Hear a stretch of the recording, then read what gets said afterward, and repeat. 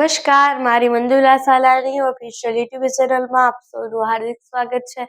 નમસ્કાર, આપની સાથે હું છું મંજુલા. ઠાકોર સમાજનું બંધારણ બંધાયું ત્યારબાદ બબાલો થઈ આપણે સૌએ જોયું.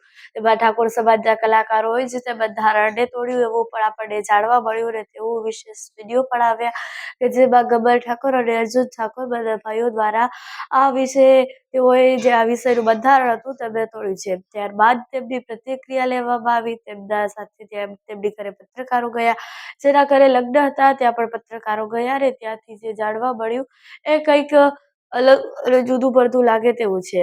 સાથે જ અર્જુન ઠાકોર અને ગબ્બર ઠાકોર એવું કહ્યું છે કે આવી રીતે અમે ક્યાં બંધારણમાં એવું લખ્યું હતું કે ઘરે જેના ઘરે લગ્ન છે ત્યાં તો તે ડીજે વગાડી શકે છે, પરંતુ જાન લઈ જતા હોય ત્યારે નહીં.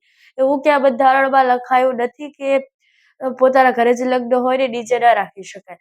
સાથે જ તેમણે એવું પણ જણાવ્યું છે કે અમે અહીંયાના જે બધા આગેવાનો હતા તેની સંમતિ લીધી છે ને ત્યાર પછી અમે આ ડીજેનો કાર્યક્રમ કર્યો હતો.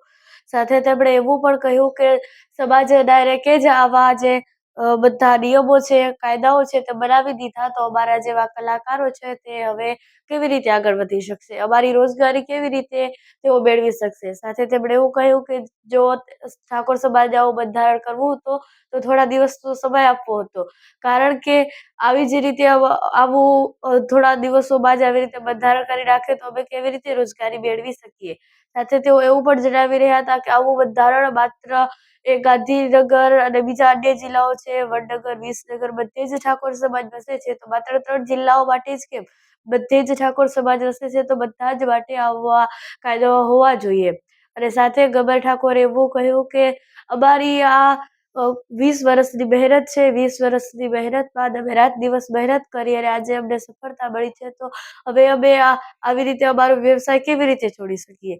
આવું તેમણે જણાવ્યું છે. અને સાથે જેના લગ્ન હતા ત્યાં તેમના પિતાશ્રી કે તેમના જે હતા પિતા તેમની સાથે પ્રતિક્રિયા લેવામાં આવી તો તેમણે એ જણાવ્યું કે અમને કોઈ ખબર નથી અને જ્યારે અમે ગામના આગેવાનો હતા તેની સંમતિ લીધો તો તેમના 2-3 જણાએ કહ્યું કે આપણે કંઈ મીટિંગ કરવી નથી અને આપણે ડાયરેક્ટ જ તો પ્રોગ્રામ રાખવાની તેમણે હા પાડી, તેના કારણે અમે આ પ્રોગ્રામ રાખ્યો.